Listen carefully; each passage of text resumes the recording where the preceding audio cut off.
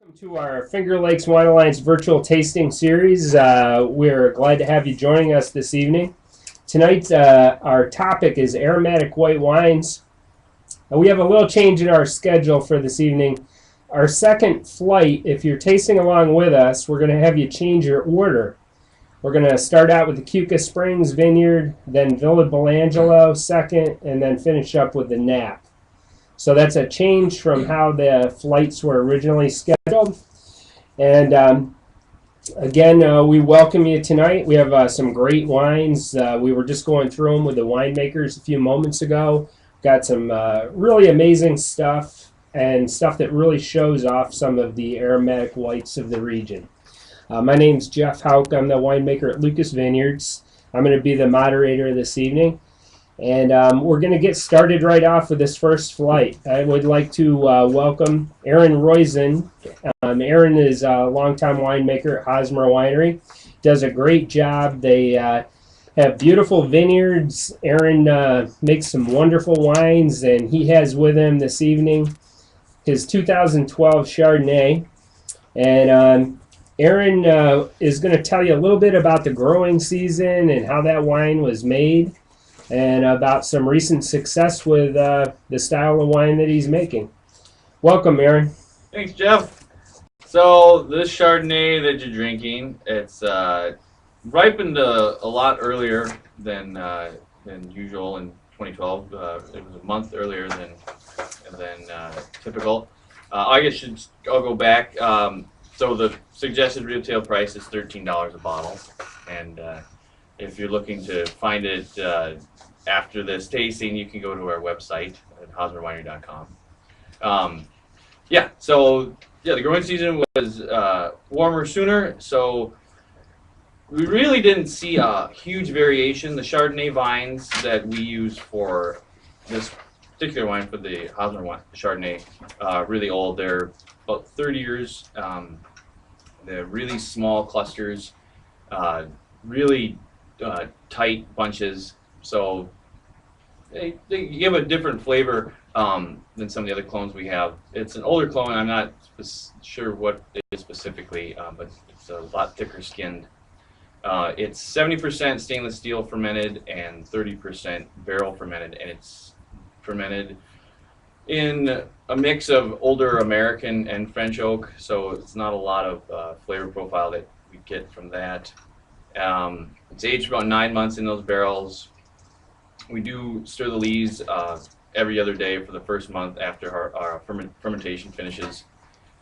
And we just put it together, and it seems to work. And this is a little different than what we've done in the past. Typically, we've done 50-50 blend of stainless steel and French and American oak. But just seemed to present itself, and it's probably part to do with the harvest. The fruit seemed a lot brighter in the stainless steel portion, and gave it a little bit more aromatics. So I guess that's why it's worked its way into this tasting group. It's an interesting wine. What are some other questions that I should be answering to the folks? What do you feel about your site, Aaron? And you guys are located, those of you who don't know where Aaron's from, he's from the west side of Keuka Lake in the Finger Lakes. What do you feel about your site that kind of helps you with making quality white wines? Well, I think a big part of it is a very low vigorous site. Although I do know that the rootstock that it was planted to was 5B, and it would grow very vigorously for the first 10 years. And because the berries were so small and the clusters so tight, we would have a lot of issues with rot. After the vines matured, after 10 years of growing, it sort of leveled out, and we would get a lot lower yields, and the intensity of the fruit seemed to help, and being it was a low vigor site. So I guess that's one thing that makes it unique. It is on a sort of a really long east-west facing rows, and in sort of a undulating, sloping terrain. So that's a little different. So I think there's probably row to row, there's a lot more variability and flavors that are picked up. So it's not just one broad spectrum of one specific kind of flavor they get from the grapes. It's sort of a melange of flavor profiles that we get. A lot of times when we're doing these tastings, folks are asking Aaron what you might recommend they compare it with for a food. Anything you could think of might be a nice match with the Chardonnay.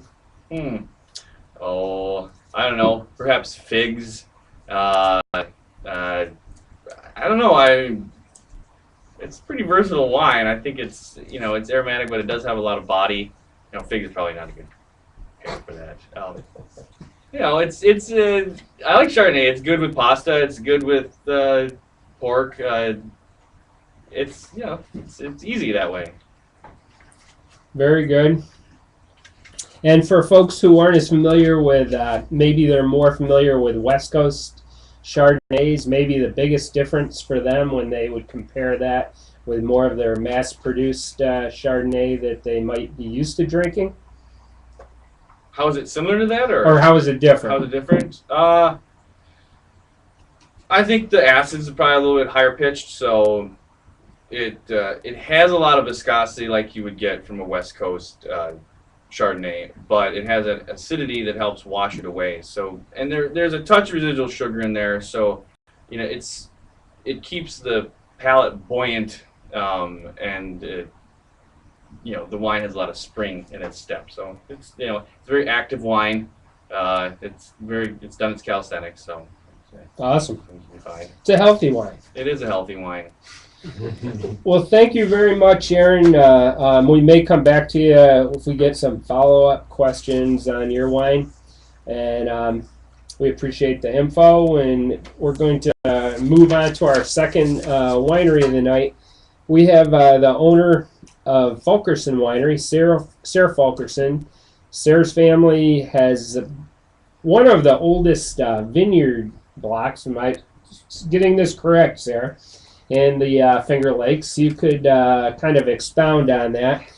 Sarah is a great wine grower, makes some excellent wines, and they are also a vineyard which tries out some new varieties and kind of pioneers in the Finger Lakes in that they're not afraid to try something that other people aren't doing to see if it'll work in the region.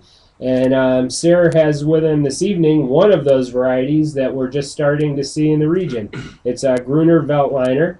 And Gruner, Sarah will tell you a little more about that, but it's not that widely planted in the region. So welcome, Sarah. Can you tell us a little bit about that 2012 Gruner? Yeah, thank you. Well, to answer your first question, I'm the first generation winemaker, but the family has been growing grapes since the 1840s. I'd say that was a long time. But Gruner Veltliner, I planted it because I like the wine. The variety is a native of Austria. It seems to do its best along the Danube in the Wachau region, which you can find a few wines in some of the larger stores, but typically they're all drunk at home. So. And I can see why.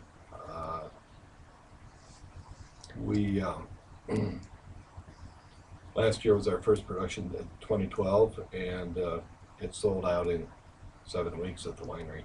It's still available in a few stores, both upstate and in New York City. We could maybe help you find some if you contact our website, and otherwise, you may have to wait until May to get a little bit more with our new release, and this year's wines are looking pretty good already, too. What's the cost of that wine, Sarah? That's $14 retail. And how much of that do you have planted on your farm? We only have 2 acres at this time. It's a very interesting variety. It grows well here. It seems to, at least after the first year, it seems to mature. The vine seems to mature and settle into this climate. That's pretty important because not all varieties are the same. Some will just mature very well, and over winter and do well every year. Others seem to not stop growing in this climate. It is cool. It doesn't, it's not a long extended hot climate like many of the other regions in the world. So it seems to be better adapted here than, say, Sauvignon Blanc, but maybe not quite as well adapted as Riesling. What about Gruner in the winery? Like, how do you deal with it? Does it see oak? Is it just done in stainless? What can you tell folks about how the wine was made in the winery? Well, we try to keep it simple in the winery. Press it lightly, ferment in stainless. Leave it on the lees a little bit, at least on the fine lees. It seems to develop early and really show itself well. It's really not difficult in the winery as long as you bring it in at the right numbers. We watch it closely. They're very large clusters, so they have to be thinned. They do require a lot more handwork than something like Riesling, which has small clusters and doesn't necessarily require a lot of summer work if it's pruned properly in the winter. Gruner needs a little bit more fuss to have it come out right, but you can see the acid level drop to a certain point. It seems to sort of reach a ledge and then come down. And we can see that, and you can see it visually on the fruit, and it just tells you when it's ready. Brix levels in the 20s, typically the low 20s, and it tells us it's ready to go. So for folks who maybe aren't as familiar with Gruner, maybe haven't had any, what should they be expecting when they taste that from a flavor profile? Like, what is the trademark of, like, for you, a nice Gruner? Yeah, that's an interesting question because, you say, well, is it like Riesling? Not really. If anything, maybe it's a little bit more like Sauvignon Blanc without the grassiness. Maybe more like a ripe Sauvignon Blanc with a gooseberry.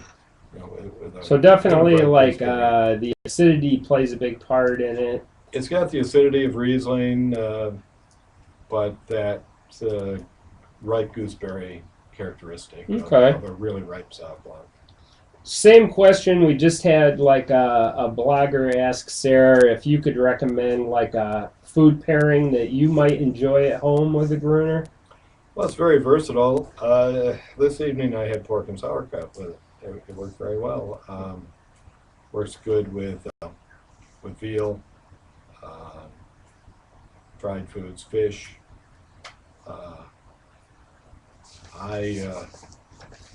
It's just naturally prone to go well with food. It's we make it very dry, and it just has a nice way to make you drool and make your taste buds just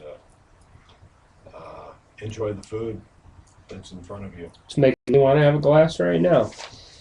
So the off this topic for just a second, Sarah, just a general question that one of the bloggers had asked is whether or not you have a sense of whites or reds doing better in the Finger Lakes. And so I'll let you field that one. Well, certainly, I think all of us drink reds, and we want a red for dinner now and then, just like we want a white too. I think certain varieties like Riesling and perhaps Chardonnay here in the Finger Lakes are almost always going to perform pretty well for us, and the vines do pretty well for the grower. Some of the reds may or may not fall in that category. The ones that ripen mid-season may have some problems in wet years or cold years that maybe Riesling would not. But varieties such as Pinot Noir, Cabernet Franc, they tend to be fairly consistently good here, but don't expect a big warm climate style wine. Expect something a little more acidic, a little more flavorful, not so much alcohol, and not as sweet as one you get from the West Coast. Very good. Well, thank you very much. And like we did with Aaron, if we get some more questions, I may come back to you. And I just want to, again, thank our Finger Lakes winemakers. Those of you who don't know, these guys are all in the middle of their harvest, working 15-hour days. And so we really appreciate them taking the time to come out this evening. So if any of them fall asleep during this tasting, you'll know why. They're definitely working their tails off right now. So I'm going to transition into our next wine for the evening. And we have with us from Lakewood Vineyards, owner and winemaker Chris Stamp.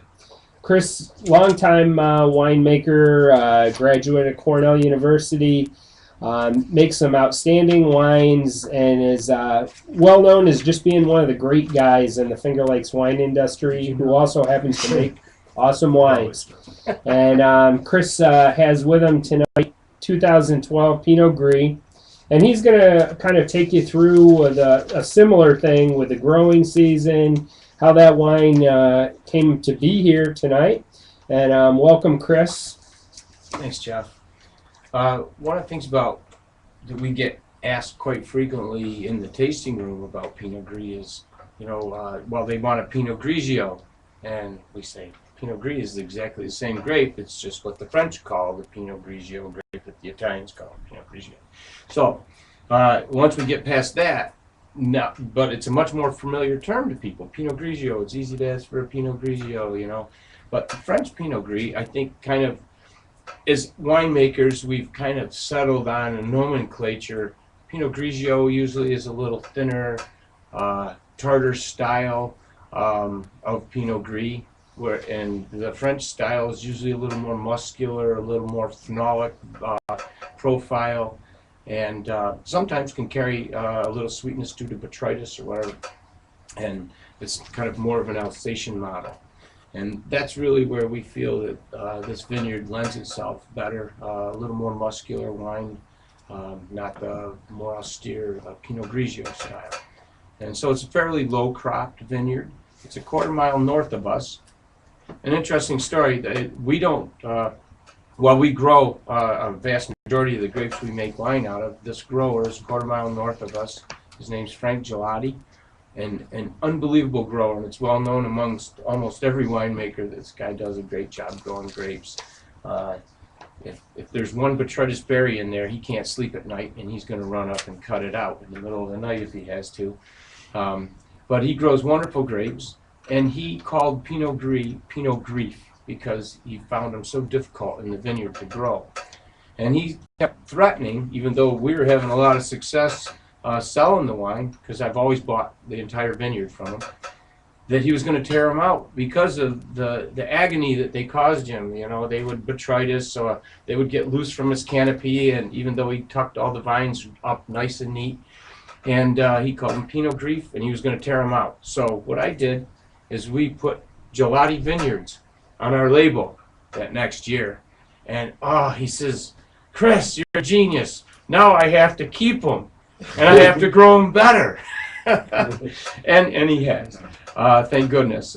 It's been an excellent wine for us. The way we make it is, like I said, it's more of an Alsatian model. We like it a little fleshier, a little higher alcohol, so we let them fully ripen. But we also give them about 18 hours of skin contact. So we bring the grapes in, we destem them and crush them, but we don't press them. And we stick them back in our cooler and keep them very cold overnight, and the next day we press them off. And this extracts a lot of the flavors and the phenolics, the flesh from the grape, and I think makes a richer wine. And the price of it is $14. Seems to be going price today for our Pinot Gris. And people interested in buying it, I'd say check the internet. I didn't have time to do my homework today to memorize all the stores that we're selling in, but it's pretty widely available in New York. So I think he's got about 2.5 acres, 3 acres probably of Pinot Gris. I'm not positive. It's kind of a neat idea, the crediting the grower It's done somewhat in the Finger Lakes, but it's not that common, and seems like a great idea to get them actively involved in it and get them a little recognition. And at the same time, they're kind of buying into the wine they kind of feel connected to it. So it seems like a win-win for you guys doing that. Well, they are the other side of the coin. I mean, we can, as winemakers, it'd be wonderful if I could just sit here and take credit for all the good wines that we've made, but truly, it's the grower is absolutely pivotal in the whole thing. And there's years like this, and when I think it's been a great vintage, and it's a little easier to grow good grapes. But then there's other years that it's a lot tougher, and having someone who knows what they're doing in the vineyard is so crucial. And they need their name on the bottle, in my opinion. So one of our bloggers just asked Chris if you would comment on this year's harvest, just your opinion about how things are going, a little feedback on, I believe they were from the Adirondacks, and they've had a lot of rain there, and they were just interested in what we've experienced through the harvest so far. My reaction is that I hate to say whether wines are going to be really good for the year. I mean, I trust that everybody sitting in this room feels like the wines are going to be good from this year, but I don't like saying, oh, it's vintage of the century, because then next year you got to say it again. So I'm happy with the vintage so far. The wines take time to develop. But if you'd asked me, say, about the 10th of September, I would have said, probably not on the air, but this is a disaster. We had a pretty decent summer, but then it just rained and it rained and it rained, and it looked like it was going to keep on raining and raining and raining. And then all of a sudden somebody shut the tap off, it dried up, and we had 2 weeks solid without a drop of rain. And everything that you thought was never going to drop the acid and develop or accumulate some higher sugars just came right along beautifully. And really, we've had maybe 1 or 2 days of rain since then, some cloudy days. But I'm watching varieties that I thought were never going to get ripe this year. We picked them already, and we didn't pick them because it was raining on them. We picked them because they were beautifully ripe. So I'm pretty excited about this vintage. Not making any prognostications on overall, but right at this point, I have no reason to believe that it's not going to be a wonderful vintage. I think you other guys agree with that. Oh, definitely. Yeah. Yeah, it certainly had its surprises, but we've all been happy the way fruit has ripened this fall. Well, I think with that, if we don't have any other questions for our first panel, you guys did a great job, and we're going to excuse you guys and move on to our second panel. We're getting ready for our second flight of the evening, and personally, I'm very excited about this. I love Finger Lakes Gewurztraminers, and we've got 3 of them for you to try. And I think it's a variety that definitely holds a lot of promise in the region. And we really hope you're going to enjoy these wines tonight. So for our second flight, again, we changed the order. We're going to be starting off with Keuka Springs, then Villa Belangelo, and then finishing up with Knapp Winery. So to start with, we have August Daimel from Keuka Springs Vineyard. August is making the wine at Keuka Springs. He won a Governor's Cup in August this year for a Riesling, correct? And also, I believe this wine did very well in that same competition also. And August is going to tell us a little bit about how they specifically make Gewurztraminer at Keuka Springs, and then talk a little bit about the growing season. And he'll also be here to answer some questions for you folks. So welcome, August. Thank you very much, Jeff. I appreciate it. So, Gewurztraminer. Everybody feels that Riesling is the star here in the Finger Lakes, and I think that's absolutely true, but I think that Gewurztraminer is quite possibly the strongest supporting player. I think that Finger Lakes Gewurztraminer is different from Gewurztraminer anywhere else in the world. I find that the aromatics that we get out of it here in this region are really different. You know, I think that you can get an Alsatian Gewurztraminer. It has a certain profile. I think you can get Gewurztraminers from around the world. But there's something about the purity of the fruit and the floral aromatics on Finger Lakes Gewurztraminer that I think is unmatched anywhere else. At Keuka Spring, not only are we focused on the nose of the wine, but for us, Gewurztraminer is a very textural wine. We think it's a bit more like Chardonnay than it is like Riesling. I mean, even though it's very much like Riesling in being an aromatic white wine, we think that it has the textural qualities of the Chardonnay. It's a slightly lower acid grape. In the end, the mouthfeel that we're looking for really is all about creaminess and suppleness, and that's really what we're going for in a Gewurztraminer, hopefully leading to a very, very long finish. So what we do to accomplish that, we do a cold soak, just like the other gentleman at the table. So basically, we let the juice sit in contact with the skins, and that extracts a lot of the aromatics. After that, we do something called hyperoxidation. So basically, we add oxygen to the juice in order to get rid of the phenolics. The phenolics are what create bitterness on the finish. So we do that. We let the juice settle, ferment it cold. Again, very much like everybody else does. And then we're not afraid to fine. Last year, we used whole milk to fine out the remaining of the phenolics, and really, we think that all of that gives a really beautiful mouthfeel. So that's really what we're trying to accomplish with the 2012 Gewurztraminer. And that particular 2012, anything that was unique with regards to Gewurz? Yeah, I mean, Gewurz really ripened very quickly in 2012. I mean, everything did. The 2012 harvest was over by this date last year, and we still have 34% more to harvest this year. But, so it was a very quick ripening year, and what we found was in order for Gewurz not to go off the rails, we had to harvest early. I think Gewurz has a tendency to lose all its acid, to get incredibly high sugars, which leads to unbalanced alcohols. So we picked the earliest we've ever picked Gewurztraminer in order to keep the alcohol levels reasonable, not have to have crazy residual sugar to keep that in line, and also so that there was still, even though it's a low acid grape, we still need some acidity to really balance the wine. And is that in a state grown Gewurztraminer? It is not. No, we Okay. buy Gewurztraminer from two different sources. We blend them for one wine, and then we do a single vineyard, which is not what we're tasting. This is the blend. So what lake was the fruit sourced from in the Finger Lakes? As a Keuka Lake partisan, I will decline to answer the question. It was not Keuka Lake. Okay. All right. We won't pretend it was, though. What was the suggested retail price for that August? Suggested retail price is $16.99. Okay. And distributed throughout New York? It is distributed throughout New York. We have a lot of accounts in Buffalo, Rochester, and Syracuse.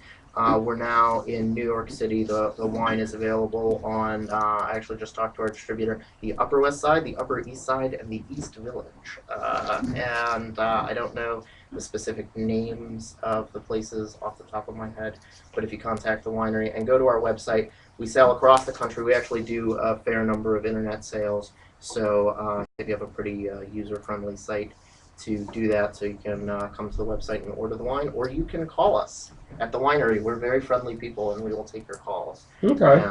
and ship wine wherever we can ship wine legally. And you mentioned that what you really love about Finger Lakes Gewurztraminer is the aromatics. And one of our questions we had was how you felt that those are enhanced by the Finger Lakes, basically the sites. Yeah, I think that I don't know. I think that we certainly the fact that we have a cooler climate helps in general with Gewurztraminer. I think that Gewurztraminer, if it gets overripe, does tend to lose some of its aromatics. So having a cooler climate does generally help. But what I think is fascinating is, this year we got Gewurztraminer from 3 different sites, and they're all wildly different. And I think that it's going to take us some time to really start to pin down what specifically about these sites, to start, connecting the dots and figure out what it is that really pushes, Gewurztraminer into one direction or another. But I think that in general, the cooler climate is the key. and that all of these other things, whether it's the soils, whether it's the slope, whether it's the lake, I think we're going to figure all this out. Hopefully in my winemaking lifetime, but maybe not. Very good. Lots of good information in August. We definitely appreciate everything that you've given us. And if we have any other questions, I'll come back to you and grab you. Our next speaker tonight is going to be Ian Berry from Villa Belangelo. Ian's a winemaker there. He's been a Finger Lakes winemaker for a number of years. Does a great job and is continuing with that great work at Villa Belangelo. And Ian's going to talk with us about his 2012 Gewurztraminer. Welcome, Ian. Thanks, Jeff. My 2012 Gewurztraminer retails for $16.99 as well, just like August. I too am a big supporter and advocate of Gewurztraminer. I think it's just a wonderful white wine. Its spice and floral aromatics are really a great match to food as well. I love Thai food. It's one of my favorite foods. So Gewurztraminer Thai food is just one of my favorite things. And Gewurz is also fun from a winemaking standpoint because there's a lot you can do with it. It's not like some other varieties where there's kind of a procedure that you go through and you make a great wine every time and you just kind of find what works. With Gewurztraminer, I'm always trying to tweak it a little bit. And you can do that with skin contact, with fermentation temperatures, with yeast choices. So I'm constantly trying to find the right combination of those things to make the perfect wine. And the 2012, for example, I did about 24 hours of skin contact on, and skin contact, this particular time I just crushed the grapes into the press. The grapes were cold, so I could just allow them to sit in the press overnight and kind of soak up some of the flavors and the phenolics of the skin, and then pressed it off the following morning and fermented it cool, and ended up with this wine that we have here. And this wine came from grapes grown at two different vineyards. 90% of it was grown at Marty Gibson's vineyard, which is in Dresden, New York, on the west side of Seneca Lake. A really kind of unique vineyard site that's right next to the lake. I mean, you could literally stand in his vineyard and throw a stone into Seneca Lake. It's that close to the lake. And it's a small site that I had never really known much about before I started working at Belangelo. And so 90% of the fruit in that came from Marty Gibson's vineyard.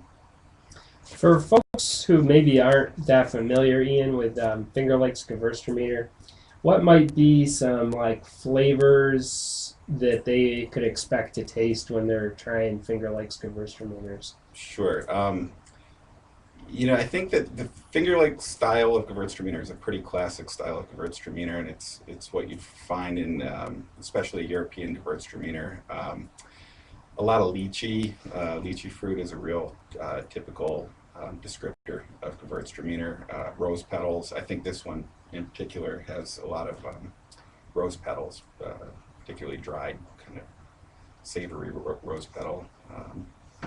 And spice, I often get almost a ginger or sandalwood spice off of the Gewurztraminer.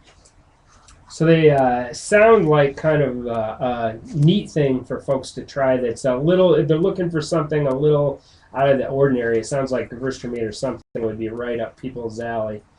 Now that some of those flavors you're saying, anything that you might recommend that you would like to pair that with a meal? Yeah, like I said, Thai food, especially if you find a Gewurz with a little bit of residual sugar and you have a curry, the sugar and the curry really kind of work off of each other, and the spice and the Gewurz works off the curry. So if you never tried it, you should try it.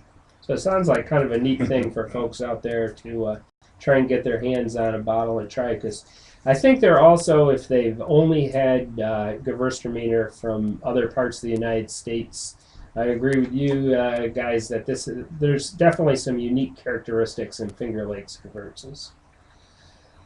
All right. Well, thank you very much, Ian. Anything else you want to add about that 2012 growing year that maybe made it unique? 2012 for the And Gewurz. also, like, Yeah. people are interested in how things have been going with Gewurztraminer this season, too. Okay. It's really kind of interesting because 2012, by all accounts, was one of the best vintages in recent history. But for Gewurztraminer, for me in particular, last year, I actually picked it a little earlier than I would have liked to. And this year I actually got it a little riper than I did last year, which is the opposite of what logic would define, it seems. So, this year I'm also doing some other things with experimenting with skin contact times, and I'm even doing a little barrel fermentation with the Gewurz. So one of the questions, Ian, Yep. someone asked if that was 100% stainless, your Gewurz. This one was 100%. And then there was also a comment, which is someone picked up kind of like a little oily texture, which is kind of a varietal thing with Gewurztraminer. Yeah, So that wouldn't be that uncommon if they were Yeah. kind of getting that sensation in their mouth. yeah.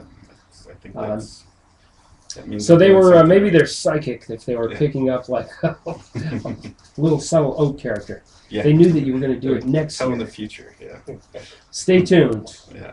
Ian will keep experimenting, and I think a lot of people do find that in the winemaking industry that it's a fun variety to work with because it does have some of those unique characteristics. Thank you very much, Ian. We're going to transition on to our third wine of the flight, and we have with us tonight from Knapp Winery and Vineyard. Longtime Finger Lakes winemaker, has worked with Gewurztraminer for probably longer in the Finger Lakes than anybody, any other panelist we could have had up here tonight. And Steve DeFrancesco. Steve's got tons of experience. He's made some great wines and continues to do so. And he has with him his 2012 dry Gewurztraminer. Welcome, Steve. Thanks, Jeff, for the kind words. I appreciate that. Oh, anything we would give Steve, he deserves more. So this is our 2012 Gewurz. It was grown by Sunrise Hill Vineyards near Interlaken, near Lucas Vineyards. Yeah, they're my neighbors. Yeah. And interesting, Steve, you feel Yeah. free to tell. Someone else was talking about a grape grower who had an immaculate vineyard. Yes, this vineyard is immaculate. I mean, the row middles are like a putting green, literally. They spend way more time than they need to grooming this vineyard. It's really beautiful. It's called Sunrise Hill.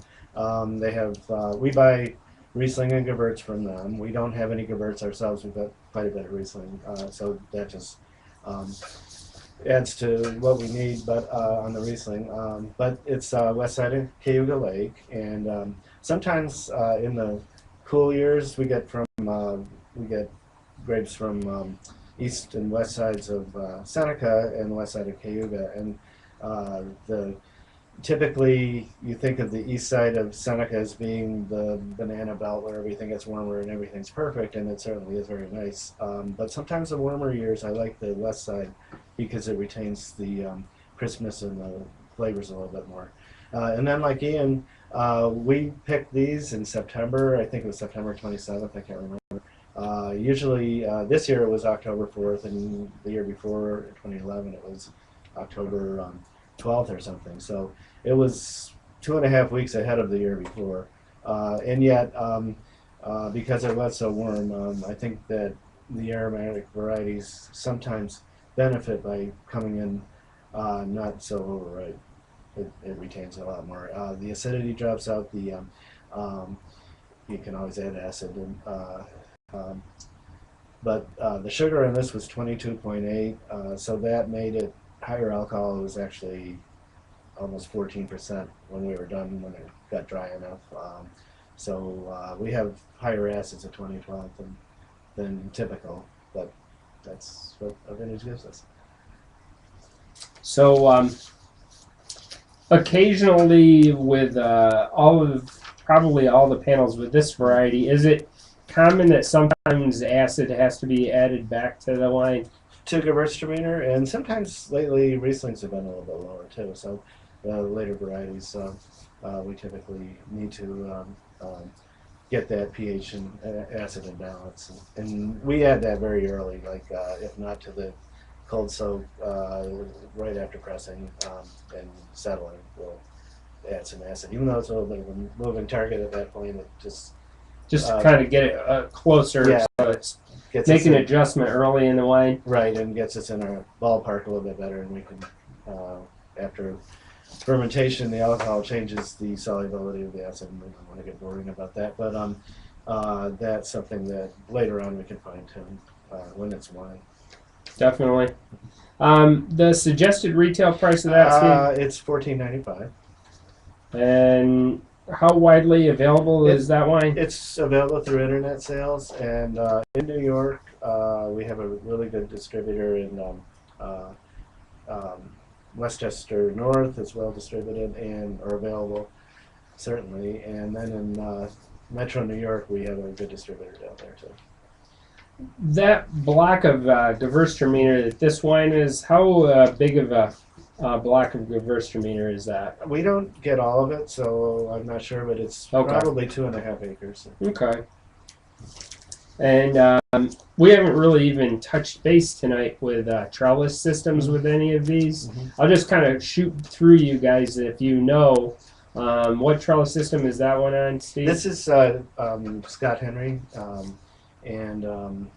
it's a divided canopy up and down with a gap in between catch wires that hold the top canopy and the bottom canopy separate. So it gets a good balance of vegetative and fruit growth, as well as opening up that fruit zone that lets the air get through and the sunlight get through, and it helps dry out the and with Gewurztraminer, we haven't really touched on, like, there is a lot of vegetative growth with that variety. Like, it likes to grow like crazy. Yeah, and remember, I used to work at Lucas, but back in the days when all the grapes were trained the same, which was the way you would grow Concord and Niagara, and nothing wrong with that, or those varieties, but Gewurz would get a real leafy canopy, and I remember in 1987 sampling a particular vineyard on the west side of Seneca, and you had to reach in up to your armpit Try and find the grapes. I know they're in there. It was a jungle, and the berries, the clusters, the same cluster would have red and bright yellow,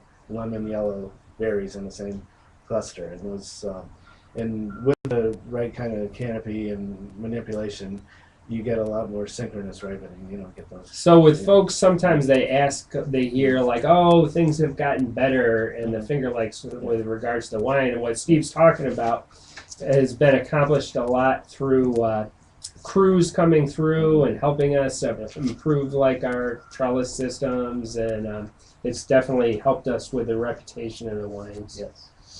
Steve, someone asked about, they know Naps has a restaurant. Yes. So they asked like what they might look at pairing, if they did like a wine and food pairing, what might be a nice match there for. Like Ian says, it goes nicely with food that has some heat. The alcohol and a touch of sugar and the aromatics tend to go with that. And my recommendation with food and wine is always that if you like it, then it's right. Perfect match. It's right.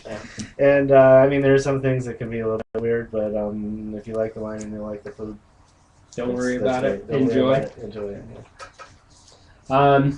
Just kind of quick, Ian, do you know what training system yours was grown on? It was a VSP, I guess, almost like a modified VSP, meaning vertical shoot positioning, which means there's a fruit zone, kind of about this high, and then the shoots are trained upwards, and that exposes the fruit so they get sunlight and ripen more evenly.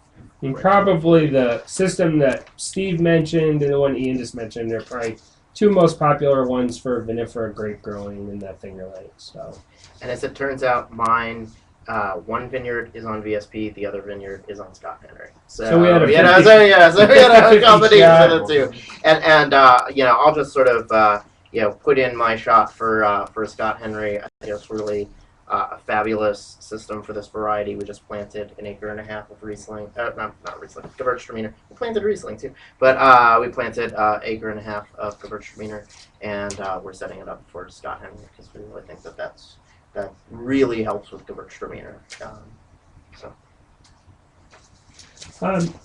I'll start with you, Steve. And one of our bloggers had asked if you had a dream grape that you would like to work with. What would it be? Well, that's here's a funny thing about which of your kids do you like the best.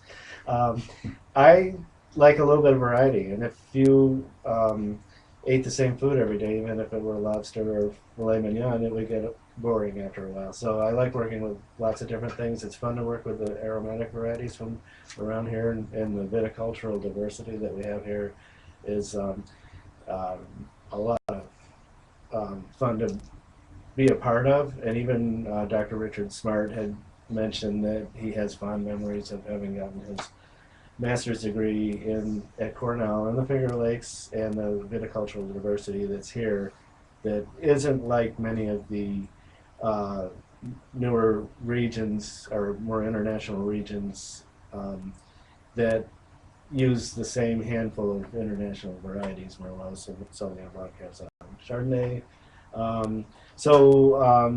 As long as we're here in an area that enhances aromatics, I like dealing with that. And I like a red Zinfandel from the Sierra foothills too. So there's all kinds of neat wine all over the world. But we're not, even with global warming, we're not quite ready for trying that one. No, I don't think so.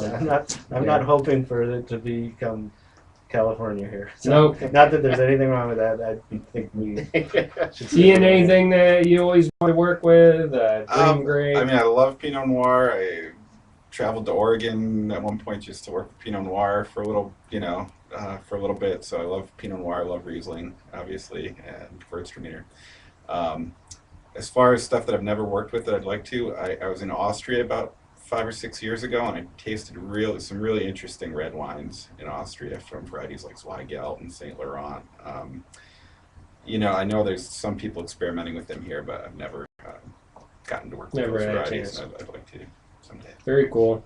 Anything, August? If I spent the rest of my winemaking life making Gewurztraminer, I would not cry. I love Gewurztraminer. It is my favorite variety, far, far and away. I think it's just fabulous here, and I think it's a fabulous variety to work with. There is a small part of me, a very small part of me, that thinks baking Zinfandel would be awesome. So if global warming hits in the next 30 years or so, maybe I'll be on the bleeding edge of the next generation of Finger Lakes Zinfandel. But there you have it. You heard it here first. Well, thank you very much, Steve. Lots of great information. And thanks to our second panel. You guys did a great job, and we appreciate all you writers and bloggers who joined us this evening. And we're going to wrap up our virtual tasting series for this evening. And hopefully you'll join us again sometime. Thank you.